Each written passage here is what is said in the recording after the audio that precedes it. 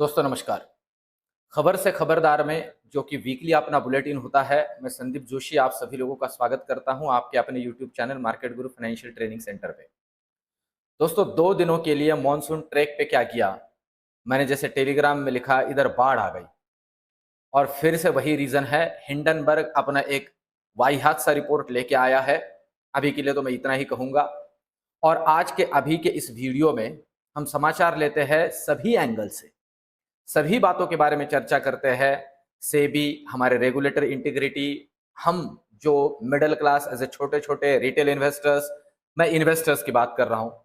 इन सारी चीज़ों को पकड़ते हुए मार्केट की आगे चल के क्या हालत हो सकती है, मार्केट इस पूरे के पूरे रिपोर्ट को या पूरे के पूरे इस एलिगेशंस को किस तरह से सीरियसली लेगा, नहीं लेगा और एज ए इन्वेस्टर हम लोगों ने क्या करना चाहिए, अभी तक ये मामले में क्या-क्या चीज़ें डेवलप हुई है और किस तरह से इन सारी चीज़ों को हमने देखना चाहिए एज ए इन्वेस्टर। सबसे पहले तो ये जो कहानी आपके सामने है, आप सभी लोगों को शायद अब मुझसे भी ज़्यादा अच्छे से पता हो, क्योंकि मैं अभी जब से रेंज में आया हूँ, मैं ये सारी चीज़ें देख रहा हूँ और ये जो पूरा का पूरा रिपोर्ट है, इसे मैंने गो थ्रू किया है कि बेसिकली सेबी चीफ के ऊपर किस तरह से एलिगेशंस लगाए गए हैं। मैं अभी फिर से कहूँ, एलिगेशंस की बात कर रहा हूँ। इसमें सिर्फ और सिर्फ इस रिपोर्ट से रिलेटेड मार्केट जो समझ सकता है, उसे ही मैं आपके सामने रखने वाला हूँ। एक छोटा सा डिस्क्लेमर इसके अंदर जोड़ दूँ। अब दोस्तों ये पूरा का पूरा मामला आपके सामने है। ऑफशोर कंपनी के ज़रिए इन्वेस्टमेंट, उसके अंदर इनका इन्वॉल्वमेंट, जो सेबी चीफ है इनके पति किस तरह से उस कंपनी के अंदर इन्वॉल्व थे, किस तरह से बाद में उस कंपनी का पूरा जो स्टेक है उनके पास ट्रांसफ़र किया गया, उनके पति के पास, और बाद में कैसे पता चला कि वही कंपनी जो है इस ऑफशोर कंपनी के अंदर जो अदानी, और ये सारा का सारा खेल अदानी ग्रुप के अंदर या अदानी ग्रुप की ही है। और साथ ही साथ किस तरह से ये जो मामला है आईआईएफएल के ज़रिए ये सारी चीज़ें हुई, ऐसे एलिगेशंस मैं फिर से कहूँ हिंडनबर्ग ने जो लगाया है उसके पूरे के पूरे रिपोर्ट में उसे अभी तक आंसर या जवाब नहीं दिया गया था। अभी थोड़ी देर पहले इसके रिलेटेड जवाब जो है मैम और उनके पति ने दिया है, उसके बारे में भी इस वीडियो में चर्चा करेंगे और अल्टीमेटली मार्केट पे इन सारी चीज़ों का कैसे इम्पैक्ट हो सकता है इसके बारे में भी चर्चा करेंगे। सबसे पहली तो एक बात मैं इसमें जोड़ दूं दोस्तों, जैसे ऐसे समझ लीजिए, कंसिडर कर लीजिए कि आपके घर में कोई एक बाहर का रिश्तेदार, कोई भी एक बाहर का इंसान आया है, ऐसे ही राहगीर आया है और आके आपके यहाँ उसने ऐसे ही बोल दिया कि मैंने आपके घर में अभी सांप जाते हुए देखा है। तो मुझे आप एक बात बताइए, क्या आप उस पे भरोसा नहीं करोगे? आप क्या कहोगे? आप कहोगे यार ये राहगीर है, इसे मैं पहचानता ही नहीं हूँ, और अगर इसे मैं पहचानता ही नहीं हूँ तो अगर ये कहता है मेरे घर में सांप गया तो मैं कैसे मानूँ? मैं ये बात कर रहा हूं अपने मार्केट के ऊपर इन सारे झमेले की, इस सारे के सारे मुद्दे का कितना इंपैक्ट होगा, क्योंकि बहुत से लोग ना अपने अपने तरीके से इसे आपके सामने रखने की कोशिश करेंगे, पर एज ए रिटेल इन्वेस्टर्स जो होता है ना, वो मैंने इतने सालों में देखा है, वही मैं आपके सामने रख रहा हूं। इसे मैं आगे जोड़ूंगा भी विथ सारे के सारे रीजंस, किस तरह से हमें इसे टैकल करना है, किस तरह से इसे कंसिडर करना है। पर वो मार्केट जब कल ओपन होगा तो ओपन होगा।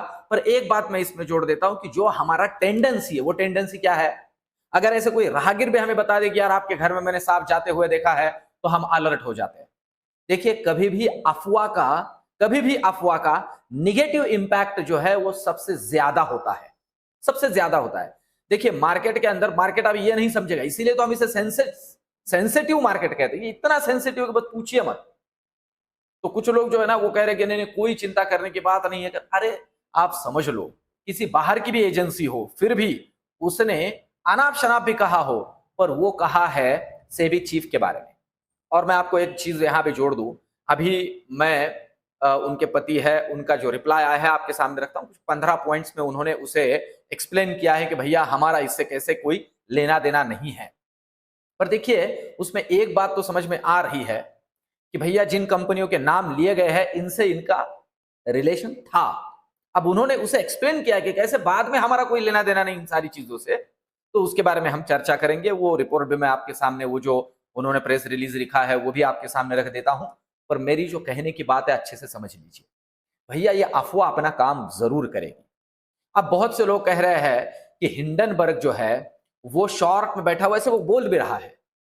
तो अगर हमारे यहाँ बड़े फंड हाउसेस, म्यूचुअल फंड्स, ये और हम रिटेलर भी अगर फ्रंट फुट पे आके मार्केट के अंदर जबरदस्त खरीदारी करे तो भैया उसके तो दिवालिया निकल जाएगा। अरे आप खुद ही समझो, मैं जो बोल रहा हूं उस बात को आप अच्छे से समझो कि कोई राहगीर हमें कह चुका है कि भैया आपके घर में सांप घुसा है, और हम कहेंगे चल बे चल, तुझे हम मानते ही नहीं, तुझे मानते, हम तुझे जानते ही नहीं तो हम तेरा ये मानते भी नहीं कि हमारे घर में सांप घुसा होगा, हम तो भैया कॉन्फिडेंस से रहेंगे। ऐसे नहीं होता है दोस्तों, हम 3-3 बार चेक करेंगे, ये होता है। और जब मार्केट इस लेवल पे हो कि भैया मार्केट ऐसे लेवल पे है कि जैसे होता है ना कि एक कहते हैं कि भैया कि अगर पहले ही कीचड़ में सना हो तो उसे आप और उसके ऊपर क्या कीचड़ उछालोगे। मतलब हमारा मार्केट अगर बॉटम पे रहता तो कोई बात ही नहीं थी भैया, हम ऐसे लेवल पे बैठे हैं कि अब गिरा तब गिरा। ऐसे समझ लीजिए कि किसी बड़े के बड़े मतलब पहाड़ पे जाके रुका हुआ है और खाई पे रुका हुआ है, ऐसे खाई के कगार पे रुका हुआ है, भैया अब गिरे तब गिरे, इसको तो कोई रीजन ही चाहिए। और रेगुलेटर पे उंगली उठाई गई है दोस्तों, ये छोटी बात नहीं है। इस बात को ना जो है वो मैं आपके सामने रखने की कोशिश कर रहा हूं। इसका मतलब ऐसा नहीं है कि ऐसे कोई भी उठेगा। एक बात ना इससे मुझे खुद को समझ में आई है दोस्तों, हमें इस बात पे थोड़ा ध्यान देना चाहिए। ओवरऑल अगर देखा जाए तो मुझे यह समझ में आ रहा है कि ग्लोबल मार्केट में जब दिक्कतें चल रही है और अगर आपकी दिक्कत ना हो तो आपकी दिक्कत बनाई जाएगी, यह भी एक हो सकता है। मैं सारे के सारे प्रोबेबिलिटीज आपके सामने रख रहा हूं और अल्टीमेटली ये भी चर्चा करेंगे कि भैया हमने कैसे लेना है इसे। ऐसे तो किया जाएगा क्योंकि पूरे के पूरे एशिया की अगर आप बात करो, चाइना, जापान, कोरिया, सारे के सारे आप ले लो, सबकी वाट लगी पड़ी है। अकेले हम हैं जो स्ट्रांग है, अकेले हम हैं जो स्ट्रांग है। तो भैया ये तो मतलब ये कब का पता चल गया होगा या कब का सारी की सारी चीजें पर रुकी है किसी समय के लिए, तो ये राइट टाइम है। तो ये सारी चीजें इस तरह से भी होगी। पर आप एक बात मुझे बताइए, जो आप इन्वेस्टर हो, अभी इस अफवाह से अगर कल मार्केट, ऐसे तो नहीं होना चाहिए, पर मार्केट अगर ठीक ठाक करेक्ट हो जाता है तो भैया नुकसान तो हमारा ही हो रहा है। आप बात समझ लो, आप बात समझ लो, ये सारी की सारी ज्ञान की बातें अपनी अपनी जगह पे होती है, पर एज ए रिटेल इन्वेस्टर हमारा जो कटता है ना, हमें ही पता है। इस बात को हमने समझना बहुत ही जरूरी है। तो अब उस पॉइंट ऑफ व्यू से भी हमने क्या करना चाहिए, मैं कुछ बातें आपके सामने रख देता हूं। जैसे सबसे पहले अभी जो ये इनका बयान आया है, ये आपके सामने है दोस्तों। अगर इसे हम देखते हैं तो कुछ 15 पॉइंट्स में इन्होंने एक्सप्लेन किया है कि भैया कैसे ये सारा का सारा घटनाक्रम हुआ और इससे हमारा कोई लेना देना नहीं है। उल्टा सबसे आखिर वाले पॉइंट में जो बात है ना, जो मुझे ठीक ठाक लग रही है, वो मैं आपके सामने रखता हूं। ठीक ठाक कैसे लग रही है कि Hindenburg has been served a show cause notice for a variety of violations in India. अपने यहां इन्होंने बहुत से ऐसे दिक्कतें की है जिसके वजह से सेबी के जरिए इनके ऊपर इन्वेस्टिगेशन और शो कॉज डाला गया है। तो भैया फिर क्या करें, ऐसे कर लेते हैं भैया, इन्हें ही परेशानी में डाल देते हैं। पर मैं फिर से एक बात जोड़ू दोस्तों, इसके वजह से जो इंपैक्ट होगा वो तो रियल होगा। भले ये सारी की सारी चीजें, मैं फिर से इसलिए मैंने कहा कि भैया भले ये सारी की सारी चीजें अनाप शनाप हो, इंपैक्ट तो होगा यार, इस बात को तो हम झुटला नहीं सकते। देखिए ये अभी 15 पॉइंट में इन्होंने एक्सप्लेन किया है कि भैया किस तरह से ये सारा का सारा घटनाक्रम हुआ, किस तरह से कंपनियां बदली गई, सारे के सारे हाथ बदले गए और किस तरह इससे हमारा कोई लेना देना नहीं है, क्यों हिंडनबर्ग इस तरह से ये सारी चीजें कर रहा है। ये आखिर वाला जो जरा इंपॉर्टेंट मुझे पॉइंट लगा मैंने आपके सामने रखा। तो इन सारी चीजों को हमें बहुत ही अच्छे से समझना जरूरी है, पर साथ ही साथ और एक बात भी ठीक से समझनी जरूरी है, और वो है दोस्तों फैक्ट्स क्या इंपैक्ट करते हैं। अब देखिए इसमें मैं एक बात इसमें जोड़ देता हूं कि कुछ लोग कहते हैं कि भैया देखिए क्या है ना, ओवरऑल इसमें एक बात ना दिक्कत वाली है, और वो दिक्कत वाली ये है कि भैया सेबी चीफ, रेगुलेटर के सेबी चीफ पे, चेयरपर्सन पे उंगली उठाई गई है।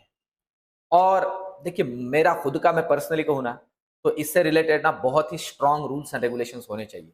भैया कल को ऐसे उठ के कोई भी कुछ भी कहेगा। अब देखिए ये एलिगेशन है, इन्हें प्रूफ करना है, सारी की सारी चीजें उन्होंने बाय डॉक्यूमेंट और प्रूफ के साथ हमारे सामने रखी है।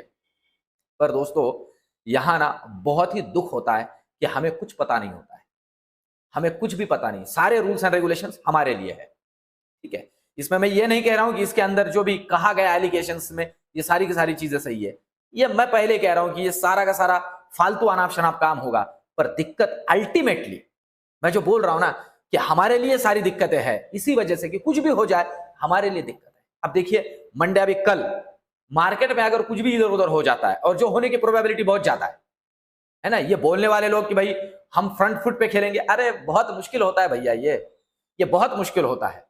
आप ही फ्रंट फुट पे खेलने वाले लोग हो जिन्हें किसी कंपनी का रिजल्ट 4 बजे आने वाला होता है और आप लोगों को वो 2 बजे ही पता चल जाता है। 2 बजे आप उस कंपनी के अंदर तगड़ा बिकवाली कर देते हो, डे एंड में वो कंपनी तगड़ा गिर जाता है और दूसरे दिन हमें पता चलता है कि भैया इसके रिजल्ट की वाट लगने वाली थी। ये आप लोग ही हो भैया। तो इन सारी चीजों को हमें अच्छे से समझना है दोस्तों।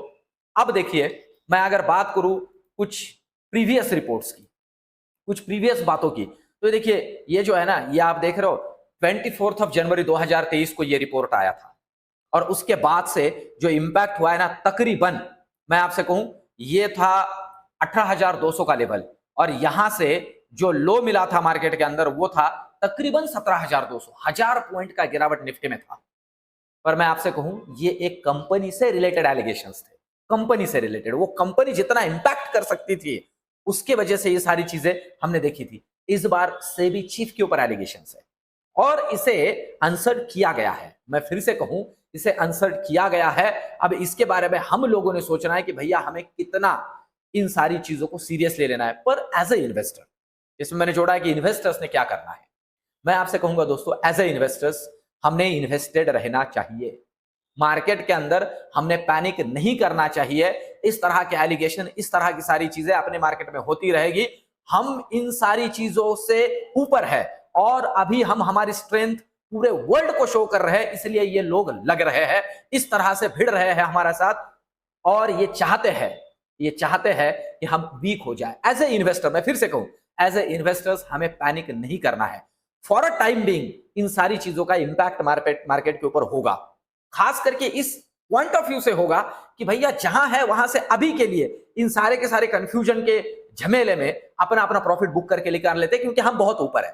मैं फिर से कहूं, हेल्दी प्रॉफिट बुकिंग मार्केट में जरूर दिखने वाली है, इस बात को भी अच्छे समझ लीजिए। पर मैं फिर से कहूं, ये जो मार्केट में आने वाला रेड कलर होगा ये अपॉर्चुनिटी होगी। हम बहुत ही स्ट्रांग है दोस्तों, हमारी स्ट्रेंथ बहुत ही तगड़ी है। ये इंडिपेंडेंस वाला वीक है, इसलिए एक बात मैं जरूर जोड़ूंगा दोस्तों, ये इतने सारे लोग, मतलब वर्ल्ड लेवल पे काम करने वाली ये एजेंसीज हमारे लिए काम कर रही है, हमारे अगेंस्ट काम कर रही है, इसका मतलब हम में अभी स्ट्रेंथ है। इस बात को समझते हुए हमें मार्केट के अंदर काम करना है। इन्वेस्टर्स को डरना नहीं है। इन्वेस्टर्स के लिए थोड़ा लेवल इधर उधर हुआ भी तो वो एक हेल्दी प्रॉफिट बुकिंग का होगा और हमारे लिए नई अपॉर्चुनिटीज बनेगी। हाँ, पर इस न्यूज से रिलेटेड जो ग्रुप है उनके अंदर बहुत बड़ी उठापटक हो सकती है, तो थोड़ा सावधानी से रहे, सावधानी से काम करे। इस वीडियो के जरिए किसी भी शेयर को खरीदने या बेचने का मेरा कोई सुझाव नहीं है। मैं कोई सेबी रजिस्टर्ड एडवाइजर नहीं हूं और किसी के ऊपर भी जो एलिगेशंस किसी के भी तरफ से लगाए गए हैं इससे मैं कोई समर्थन करता ही नहीं हूं अभी तक, जब तक उन्हें प्रूव ना किया जाए। और दोस्तों एज भारतीय इन सारी बातों को अभी के लिए तो मैं उतना कंसिडर नहीं करूंगा जितना ये लोग चाहते करना चाहिए, अभी के लिए तो नहीं। तो दोस्तों एज ए इन्वेस्टर्स हमें मार्केट में बना रहना चाहिए। अब जो भी मूवमेंट आएगा उसे हम एक हेल्दी प्रॉफिट बुकिंग कंसीडर करते हुए, पर मैं दोस्तों ये नहीं कहूंगा, बहुत सारे जो जैसे लोग कह रहे हैं कि भैया चिंता मत करिए, अरे नहीं यार, चिंता तो करनी पड़ेगी और मूवमेंट तो होगा, क्योंकि भैया अगर अफवाह है ना तो वो निगेटिव इंपैक्ट करती है। तो इन बातों को थोड़ा ध्यान में रखना जरूरी है। और अगर कल हम रिकवर कर भी लेते हैं, इस बात को भी समझ लीजिए, इस बात को भी समझ लीजिए कि कल हम रिकवर कर भी सकते हैं और कर भी लेते हैं तो वो एक बहुत ही बड़ा, हम कह सकते हैं, हमारे स्ट्रेंथ का प्रूफ होगा। पर दोस्तों मैं ना नॉर्मली ये जैसे कहते हैं लोग भैया, ये ऐसे मूवीज में इन सारी बातों को हम देखते हैं, ये मूवीज के लिए भी अच्छी होती है, ये रियल लाइफ में इतनी अच्छी नहीं होती है दोस्तों। तो बात चली है तो दूर तक जाएगी, है ना, बात निकली है तो दूर तक जाएगी, इसे कंसिडर कर लीजिए और थोड़ा रेडी हो जाइए। इन्वेस्टर्स के लिए मेरा खुद का व्यू है, भैया डरने की उतनी जरूरत है नहीं। तो ओवरऑल ये मेरा व्यू। और एक बात देखिए, ये ना हमारे कैपिटल मार्केट से रिलेटेड कोई बड़ा मुद्दा नहीं है ऐसे, कि कोई दिक्कत है। हाँ, पर कुछ बातें हैं जो हमारे लिए दिक्कत वाली हो सकती है। तो अभी के लिए जब तक ये कुछ भी नहीं है, ये सिर्फ एक एलिगेशन है, हम लोगों ने हमारा स्ट्रेंथ बनाए रखना चाहिए और डरना नहीं है, पैनिक नहीं करना है एज ए इन्वेस्टर। मैं फिर से कहूँ, अच्छे स्टॉक्स बने हो तो बने रहिए, और अगर थोड़ा इधर-उधर होता है मार्केट तो एक अपॉर्च्युनिटी रहेगी। तो ओवरऑल ये रिसर्च, ये एनालिसिस आपको कैसे लगा? कमेंट में मुझे ज़रूर बताइए दोस्तों। कल जिस तरह से मार्केट बिहेव करेगा और आपके लिए डिटेल में रिसर्च लेके आऊँगा। आज का वीडियो कैसे लगा? कमेंट में ज़रूर से ज़रूर बताइए और वीडियो को लाइक ज़रूर कीजिए। मिलते हैं नेक्स्ट वीडियो में। धन्यवाद।